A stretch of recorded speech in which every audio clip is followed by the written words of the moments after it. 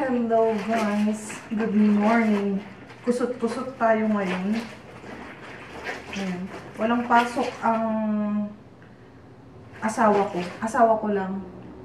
Kasi huminto ulit tayo sa trabaho. Pahinto-hinto. Hindi kasi kaya ko naman yung work dito.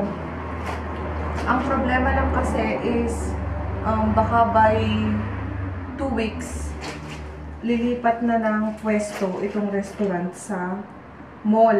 Yung katapat na mall, malapit dito sa amin. So, may nakuhang pwesto doon. And, walang masyadong work dito. So, pinatigil muna ako nung may-ari. But, okay lang. Kasi si Mr. naman is diretso yung trabaho. Nagkukusot-kusot lang ako kasi meron kaming washing machine dito. Yung second hand na washing machine na binebenta sa amin. And yung pinaka tubo ng water niya is hindi ugma dun sa daanan ng tubig dito. So, itatry pa namin.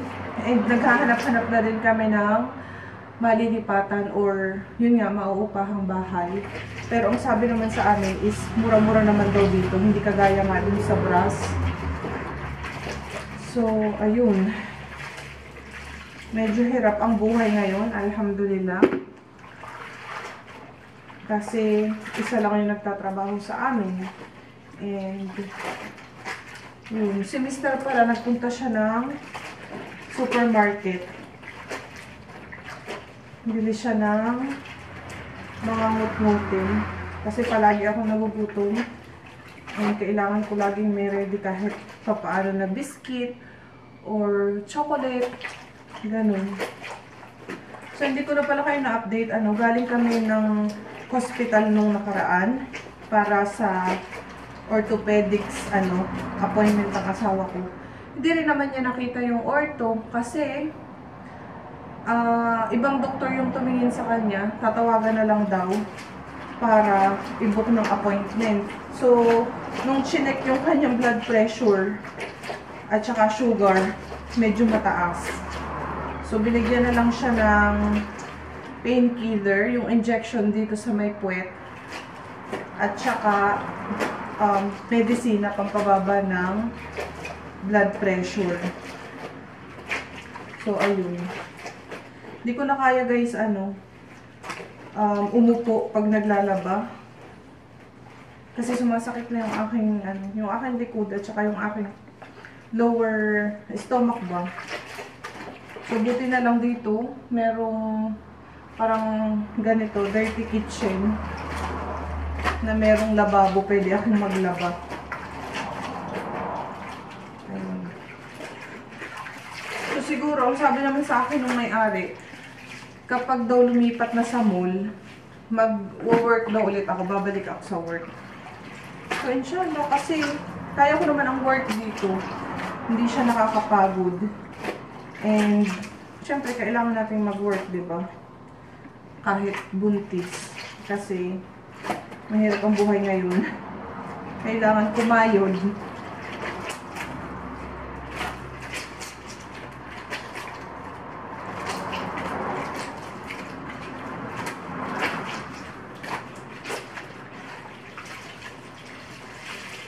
Tapos na ako maglaba. So, dito guys, wala kaming proper sampayan. Kasi hindi kami pwedeng maglagay ng sampayan ba. So, sa mga upuan ko siya pinapatuyo. And alhamdulillah, natutuyo naman siya before maghapon, before mag-open yung restaurant. Kasi every Sunday, ang open nito is 5 to 11. Kaya may time ako maglaba sa morning.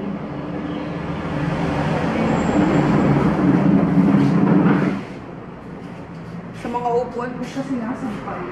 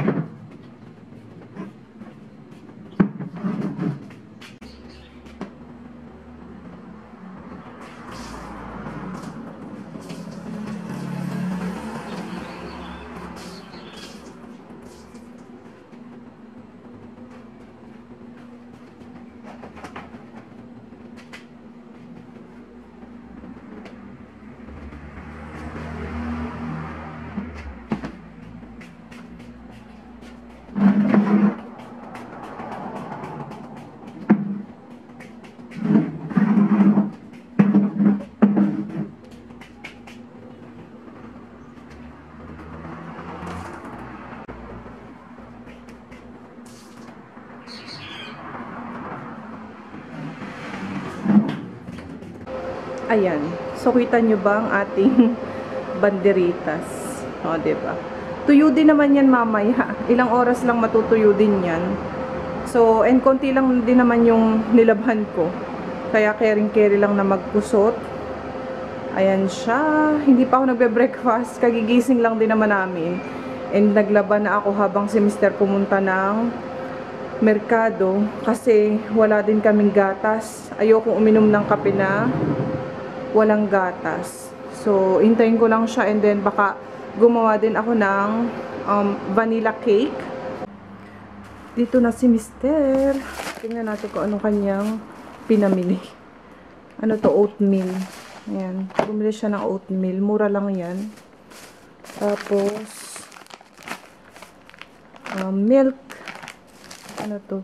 Ah, ito yung pinabibili ko sa kanya. Tatry ko to. Wala akong makitang soy sauce na kagaya ng sa atin. Pero nag-search ako sa sa internet. Parang soy sauce din to. Sakura. Kita nyo ba? Hindi mag-focus. Sakura shoyu. Traditional. Binilhan tayo ng candy. Ito siya. Sarap to. Pero yung last time na binili ko is maasim. Parang hindi naman to maasim. Nagbili din siya ng mga biscuit. Wow, may chocolate din. Alam na alam ng asawa ko ang gusto ko. May chocolate. Yay! Tapos, may wafer na binili. Ayan.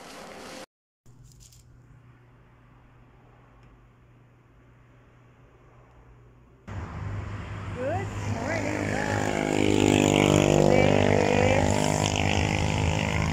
What is the day today?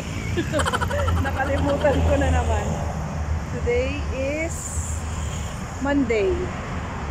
And it's already 7:30. I have an appointment at 8 in the morning with my OB-GYN.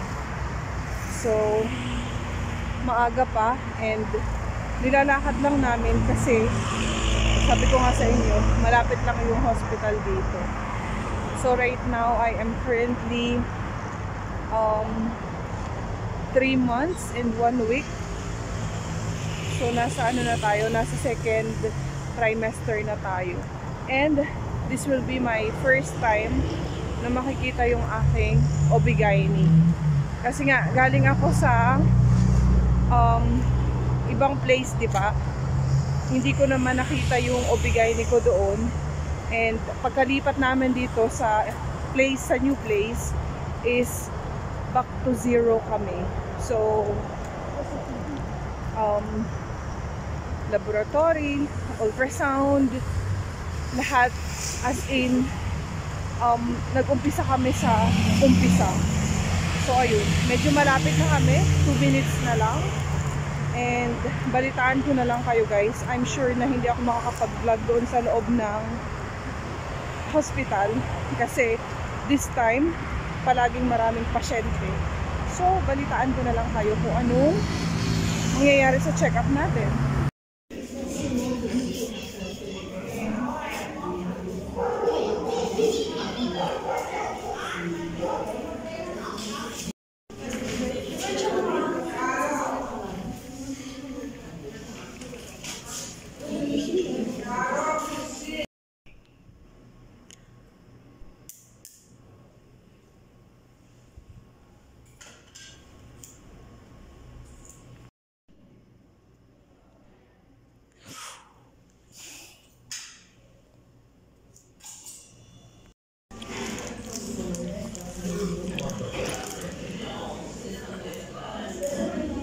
Gumagawa pala ako ng chocolate ice candy. Kasi gusto ko ngayon palaging may nakakain malamig. Kaysa bumili ng ice cream, gawa na lang ako ng ice candy. So yung kanina nakita ko yung yung OB-GYN. And okay naman, alhamdulillah okay naman yung aking laboratory result. normal naman daw lahat. So, meron lang missing na laboratory test na kailangan kong gawin on Friday after 4 days. Sa thyroid, yung isa nakalimutan ko. Basta dalawa yung gagawin sa akin. Pero, that time, hindi ko na kailangan fasting. Ayan, tapos meron akong next appointment sa aking OB-GYN after a month. And, yun, tinanong ko yung yung OB-GYN. Bali, lalaki yung doktor. So, buti na lang meron dong mga parang, parang nag-OJT kung sa atin, yung mga, yung mga, ang tawag dito? Yung mga nag-aaral ba? So, magagaling silang mag-English doon. And, natatranslate nila ng maayos sa akin. So, tinanong ko about dun sa myoma sa akin kung anong magandang gawin. And, ang sabi sa akin ng doktor is, wag daw ako mag-alala kasi maliit lang naman. And, during pregnancy, wala daw pwedeng gawin siya. So, bale, siguro after na ng delivery, sa kanya ititreat yung myoma. Pero wala naman daw kailangan alalahanin about doon sa myoma. So, marami akong medicine ngayon kumpara dati. Kasi, humingi ako ng medicine sa sikmura. Kasi minsan sinisikmura ako. Tapos, meron din akong medicine kapag nahihilo. Binigyan din ako.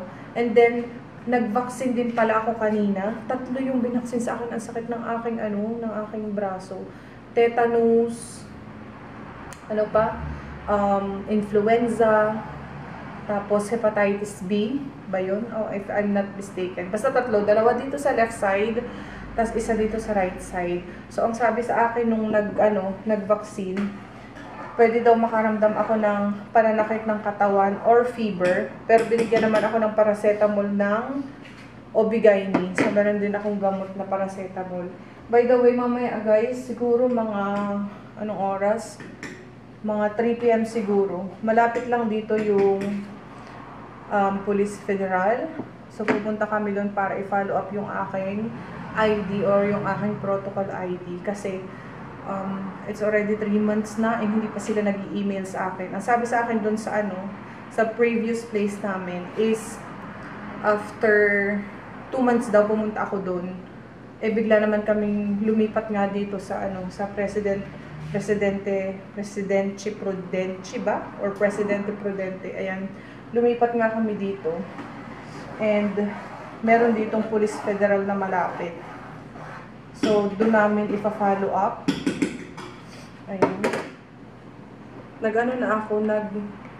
Ayan. Nag-melt na ako ng cacao or chocolate powder. Tapos, lalagyan ko din siya ng corn flour para siya, creamy. Wala pala akong condensed milk. Ang ginamit ko is fresh milk na lang. Tapos yung pinakapangpatamis ko is asukal na lang. Sugar. Ganyan.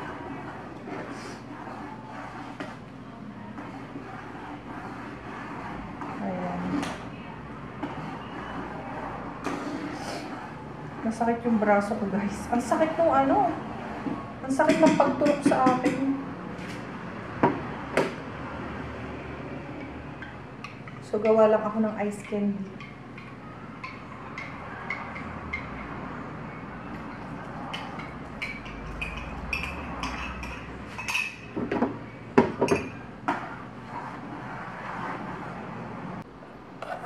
Ayan na guys. Luto na ang aking pang chocolate ice candy. Pero parang siya. Parang maputla. Pero okay naman yung lasa. Papalamigin ko lang siya bago isalin sa plastic. Tapos na ang ating chocolate ice candy. Nakagawa ako ng 14 pieces. Ayan siya. So, ilang araw na tong kainan. Tawang-tawang asawa ko. Nakaupo. Nag-aantok. Ayan. Lalagay ko lang to sa freezer and maganda naman yung freezer dito. Mamaya pwede na yung kainin. Lunch for today. Ayan. Nagluto ako ng beef tapa. O, diba? Ang sarap. Tapos, ito ang aming tirang kanin. Ayan. Pag nagbibideo ako, kamali-mali itong asawa ko. Daldal na ng daldal. Sobrang sakit guys ng aking dalawang kamay. Sobrang sakit. Pagkakain, iinom ako ng gamot. May binigay naman gamot yung doktor. Sobrang sakit.